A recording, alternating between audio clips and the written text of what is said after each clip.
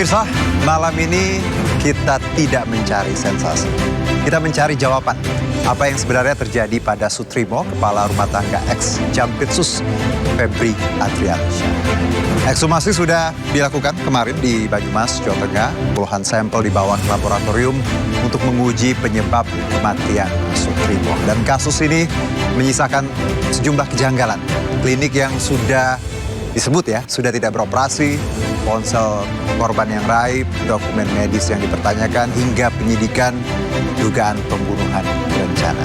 Ini mana fakta, mana dugaan, dan apa yang bisa dibuktikan secara ilmiah? Saya Herjino Syaputra, inilah Arena Politik.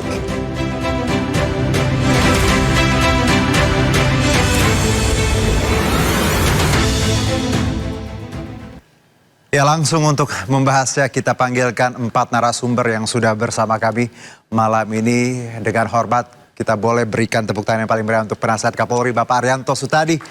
Selamat malam Bapak, monggo Pak, di sini Pak sebelah saya. Kita biasanya ketemu by Zoom. Alhamdulillah hari ini silaturahmi in person ya Pak. Silakan Pak, terima kasih. Dan juga ini wajahnya juga pasti sudah tidak asing, beliau sudah banyak mengisi layar kaca dengan analisanya. Langsung ini the only woman on this panel ya. Ada Mbak Cassandra Putranto, psikolog forensik kita. Selamat malam Mbak Cassandra. Terima kasih, silakan ya. Ini saya juga senang langsung ketemu Mbak Cassandra. Juga biasa kita by Zoom kalau wawancara. Terima kasih Mbak sudah bergabung. Dan tidak hanya ada Pak Arianto dan juga Mbak Cassandra, kami juga kedatangan 2 narasumber lainnya. Yang pertama ini ada Bang Andi Manto Adiputra, Direktur Imparsial. Bang Andi, silakan. Ya. Iya, apa kabar Bang Andi? Selamat malam. Iya, ini perlu nih sudut pandangnya imparsial. Karena kita ingin bahas sesuatunya tadi imparsial ya, biar nggak berat sebelah ya. Oke, dan yang paling penting juga pemirsa, kita akan hadirkan tim kuasa hukum Febri Adriansyah, Darmawan Subakti. Bang Darmawan, terima kasih. Ya, pasti lagi sibuk banget ya minggu-minggu ini ya.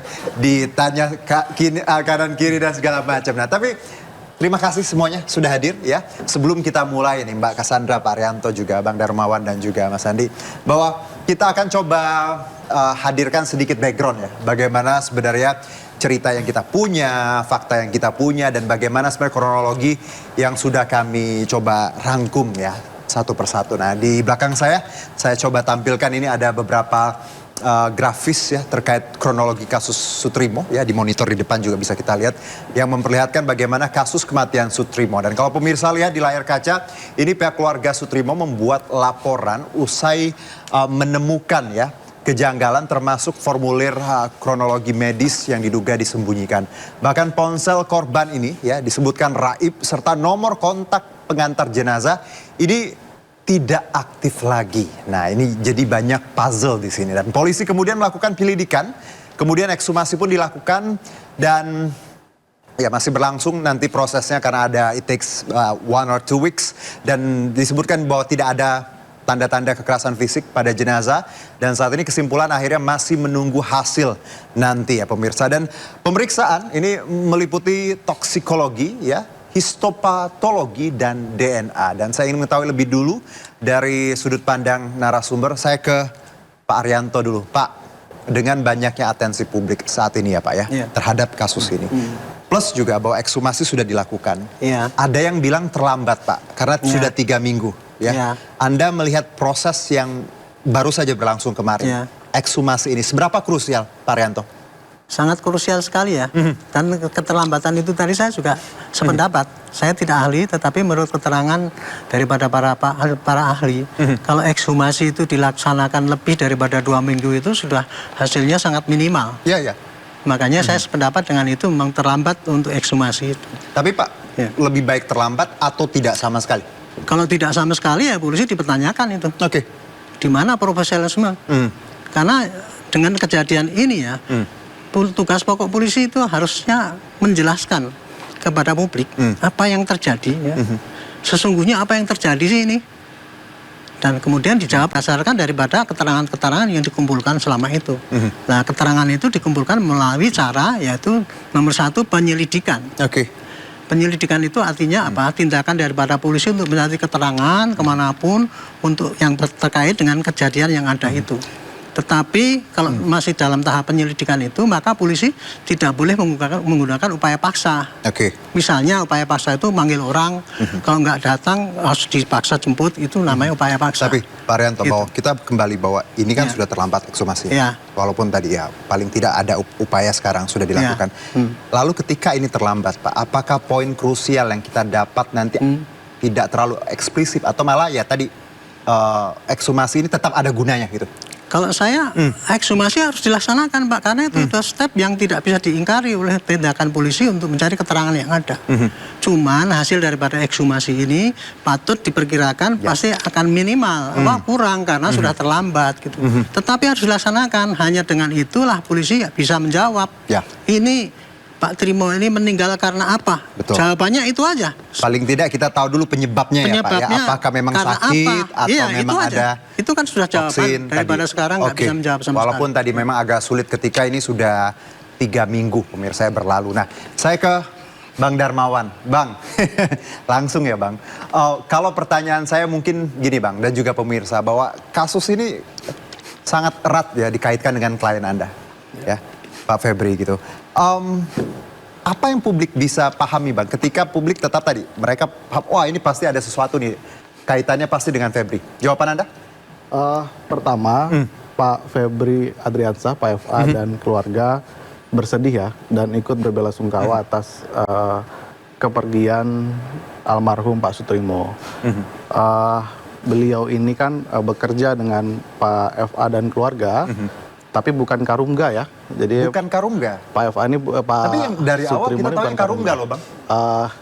Informasi yang kami terima beliau bukan Karungga. Bukan Karungga. Dan itu harus clear ya, karena kalau Karungga ini kan nanti spekulasinya beda ya. Kepala rumah tangga gitu ya. Gitu. Beliau ini adalah orang yang bekerja untuk menjaga rumah kosong. Gitu.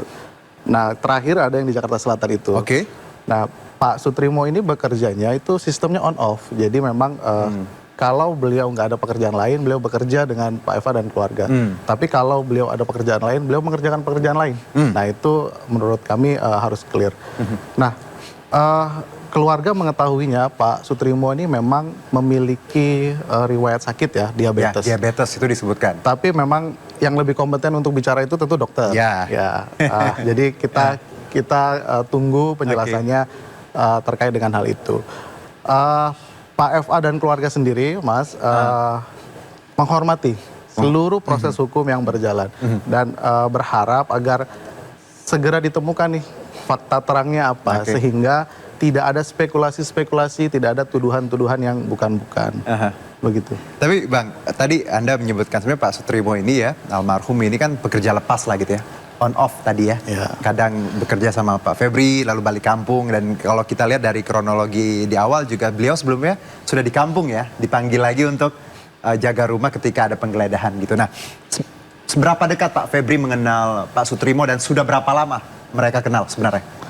Ya, pertama begini, untuk menjawab itu kami merasa bahwa kita harus benar-benar clear dan hati-hati dalam melihat setiap peristiwanya dan rangkaiannya. Kenapa? Agar tidak terjadi nih campur aduk nih. Agar satu peristiwa hukum bisa dibedakan dengan peristiwa hukum lainnya. Baru nanti kita bicara apakah itu ada keterkaitannya atau tidak. Relasi Pak FA dan keluarga dan Pak Sutrimo ya seperti relasi sebagaimana orang yang bekerja dengan orang yang memberi kerja saja. Relasinya seperti itu.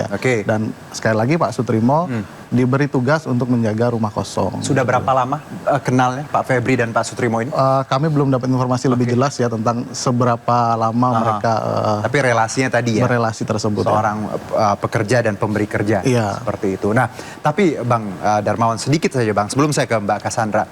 Publik punya asumsi yang kuat sekali terkait ini. Karena gini, ada yang bilang terlalu naif kalau meninggalnya kebetulan gitu. Penjaga dari rumahnya Pak Febri.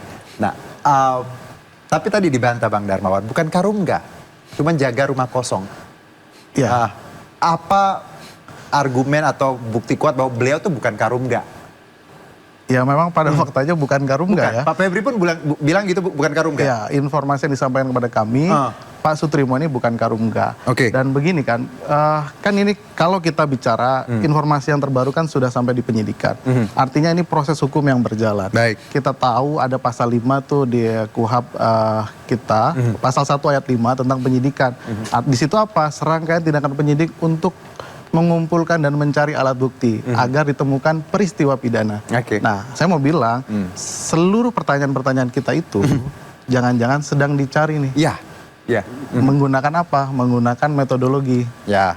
Nah, kita tunggu itu sampai nanti terang alat buktinya apa. Baru kita bisa bilang bahwa ini peristiwa pidana atau bukan. Atau ini peristiwa bukan peristiwa pidana. Oke, baik. Kita harapan kami sih kita tunggu seluruh prosesnya. Iya. Kita hormati prosesnya. Dan semoga kita temukan apa Iya, faktanya seterang-terangnya. Ya, semangat kita tadi bahwa ketika kalau ini benar ya monggo ya. Ketika salah memang ya harus salah tadi. Nah, saya ke Mbak Cassandra. Mbak, Siap. kita bicara runtutan yang ya banyak dibilang orang janggal gitu ya. Ada handphone yang hilang, terus yang membawa Pak Sutrimo itu juga orangnya tidak bisa dikontak saat ini ya. Ada riwayat diabetes plus meninggalnya juga di depan klinik kecantikan ya. Dan itu klinik kosong ternyata. Siap. Ah, Mbak Cassandra, Anda punya analisa apa? Apakah ini memang tadi ada sesuatu yang menurut Anda ada something wrong nih dalam rangkaian yang kita dapati ini? Baik, kalau dari sisi psikologi forensik, yang jelas kami itu baru bisa memberikan pendapat setelah dilibatkan. Setelah dilibatkan, oke. Dalam konteks saat ini tentu menjadi sangat prematur buat seorang psikolog forensik untuk bisa memberikan pendapat-pendapat, Oke. begitu ya. Karena sekali lagi saya dengan senang hati hadir di sini. Tentu saja walaupun dengan pembatasan yang ada, tentu dengan tujuan untuk bisa membuat edukasi kepada publik. Psikolog forensik itu sekali lagi tentu harus bekerja tadi yang pertama harus dilibatkan dahulu, nggak bisa langsung memberikan pendapat secara bebas. Setelah dilibatkan pun belum tentu boleh memberikan pendapat secara bebas Ya, karena ya. harus ada izin lagi, ada Betul. konsen gitu ya. Dari konsen dari pihak-pihak yang memang diperiksa apakah boleh untuk disampaikan kepada publik. Tapi yang jelas kembali lagi pada saat nanti pemeriksaan, semua data-data itu harus diperiksa atau diverifikasi keabsahannya. Jadi psikolog forensik tentu harus melakukan analisa berdasarkan data-data yang memang sudah diverifikasi betul. Jadi bukan katanya si A, si B, si C gitu ya. Atau mungkin ada kejanggalan. Jadi kita bekerja tidak berdasarkan Tapi Mbak kejanggalan. Cassandra, maaf aku potong. Ketika misalnya handphone itu kan barang pribadi yang harusnya dengan gampang kita temui gitu ya. Betul. Ketika ya seseorang mungkin meninggal gitu. Terus juga CCTV ya, pasti bisa juga kan kita telusuri. Betul. And then ada orang yang membawa misalnya Pak Sutrimo ini dan ini sampai sekarang nggak bisa dihubungi. Puzzle-puzzle ini sebenarnya gampang nggak sih Mbak untuk disambungkan ketika tadi memang ada usaha untuk sana? Nah, kembali lagi bahwa psikolog forensik itu kan harus memverifikasi kan informasinya boleh digunakan atau tidak gitu ya. Jadi termasuk semua pertanyaan-pertanyaan itu pun harus dilihat apakah handphone hilang itu karena diambil orang yang memang untuk menghilangkan Jejak? Ya, atau karena memang handphone nih lumayan udah masuk kantong aja. Kita tahu di Indonesia Iya, itu seperti iya, itu iya, gitu. iya, Jadi sebelum kita berasumsi bahwa ini memang untuk menghilangkan jejak, karena itu kan berarti asumsi. Sekarang kalau pertanyaan saya gini Mbak Cassandra, beliau ditemukan misalnya meninggal di depan klinik kecantikan yang sudah kosong dan kalau tadi kita ngobrol sama Mbak Cassandra dekat dengan tempat Mbak Cassandra juga ya. Nah ini poin apa Mbak menurut Anda? Ada jenazah atau mayat gitu ditemukan di sebuah klinik kecantikan kosong gitu, 400 meter kalau nggak salah jaraknya dari rumah beliau tempat bertugas ke klinik. Baik, jadi saya berharap bahwa masyarakat pun harus menjaga diri untuk benar-benar mendapatkan informasi-informasi yang betul-betul tangan pertama, yang betul-betul memang sahih, yang memang bisa diterima. Jadi satu tadi soal handphone diambil orang, kita boleh menduga dan berpikiran yang buruk gitu ya. Oh jangan-jangan lalu dikaitkan dengan cocok logi. Tapi kembali lagi faktanya apa, kenyataannya apa. Kemudian tadi soal yang membawa. Kebetulan karena kembali lagi saya dibuka, kebetulan karena memang kantor saya berada 2 rumah dari lokasi. Jadi tentu saja ikut ada yang tim saya, melihat staf kami itu juga bisa memberikan kesaksian dan kebetulan sudah menjadi saksi, sudah dipanggil gitu ya. Bahwa memang betul lokasinya adalah klinik kecantikan yang sudah lama tidak terpakai, jadi itu betul kosong. Jadi sebenarnya rumah kosong dulu pernah digunakan untuk klinik kecantikan, lalu tidak lagi gitu. Nah, tapi kembali lagi bahwa apakah siapa yang membawa itu tidak ada, saya kira itu juga suatu analisa liar ya, karena biar bagaimanapun di lingkungan kita di Indonesia ini kan pasti ada yang namanya ketua RT gitu ya, pasti terlibat tuh, dan ketua RT itu kan rumahnya kita tahu ada di mana, tinggal hubungi aja ke sana gitu kan. Dan pada saat itu memang kenyataannya yang ikut membawa adalah pejabat setempat, dalam hal ini ketua RT gitu ya. Lalu kemudian yang berikutnya adalah ketika CCTV gitu ya, saya kira sekelilingnya juga pasti akan dicari pasti. Nah tapi kan kembali lagi bahwa kita tidak bisa mengungkapkan apapun di situ. Karena semua itu kan berarti menjadi wewenang kepolisian. Jadi ketika kita punya informasi, polisi tentu tahu mana yang harus dibuka, ya, mana yang memang harus di-keep dulu. Karena tadi kan, kalaupun ada penjahat di luar sana ya Mbak ya, pasti akan lebih gampang untuk mereka membaca ketika informasi itu semua kita buka. Jadi memang harus ada beberapa yang di-keep. Nah kalau saya, terima kasih Mbak Cassandra. Nah kalau saya ke Bang Andi, Bang, kita bicara imparsial nih ya, bahwa kasus ini kan ya publik, kalau saya ngelihat ya wajar lah punya asumsi seperti itu ya. Karena Pak Sutrimo bekerja untuk FA seperti itu dan tiba-tiba meninggal seperti itu. Dengan kondisi tadi mulut berbusa, tidak wajar, handphone hilang. Anda melihat ada kejanggalan itu dan bagaimana Anda melihat plus juga ekshumasi yang terlambat ini? Bang Andi. Pertama, kasus ini menjadi ramai di publik karena ada kaitannya dengan Febri ya. Yang terlibat, yang sekarang juga mengalami proses hukum.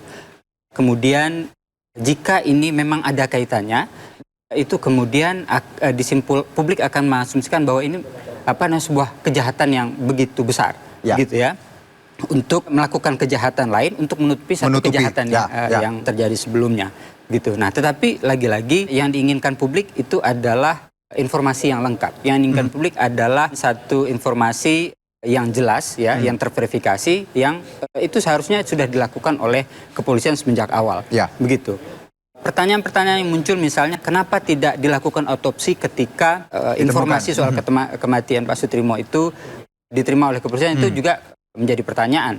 Sehingga ekshumasi yang terlambat tadi yang seperti dikatakan sebelumnya, ini juga sudah memiliki risiko hilangnya atau berkurangnya hal yang didapat nanti dari hasil ekshumasi. Nah, tapi publik ingin menekankan bahwa aparat penegak hukum harus betul-betul bekerja. Jangan sampai asumsi-asumsi liar, dugaan-dugaan kemudian yang berkembang di publik, di media sosial begitu ya, ini membuat kepercayaan terhadap aparat penegak hukum kita ini semakin hancur, semakin suram. Ditambah lagi juga dengan penegakan hukum di kasus yang dialami oleh Pak Febri itu juga memiliki pertanyaan. Publik juga memiliki segudang pertanyaan terkait dengan hal itu. Gitu. Nah, implikasinya terhadap kepercayaan publik terhadap penegak hukum. Dengan naiknya kasus ini ke penyidikan ya pemirsa, kita tahu sebelum penyidikan ada penyelidikan kan. Jadi sebenarnya polisi sudah punya metode dong untuk mengungkap, akhirnya naik ke penyidikan. Walaupun ya tidak semua informasi itu kita dapat. Anda melihat bahwa polisi serius di sini, karena kan yang tadinya kan nggak ada di level penyidikan loh ini. Harusnya. Dan sekarang ada di level penyidikan, berarti ada, let's say kurang lebih ada hint-hint lah bahwa mengarah ke arah, ya ada pelaku gitu. Untuk dinaikkan dari penyelidikan ke penyidikan itu kan cukup ada 2 alat bukti. Dan kepolisian juga untuk meningkatkan status dari penyidikan itu juga untuk dapat memintai keterangan semua pihak yang diduga memiliki informasi terkait dengan kasus ini, agar membuat terang kasus ini, itu agar dapat dilakukan penggalian informasi secara lebih komprehensif gitu ya, bisa dapat melakukan pemanggilan terhadap saksi-saksi. Kalau di penyelidikan kan itu masih pengumpulan dengan...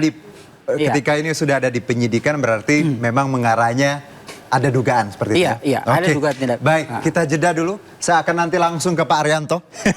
Pak, ketika level ini udah naik, ya tentunya polisi punya pertimbangan khusus seperti apa, nanti kita bahas di segmen selanjutnya. Tetap bersama kami di Arena Politik.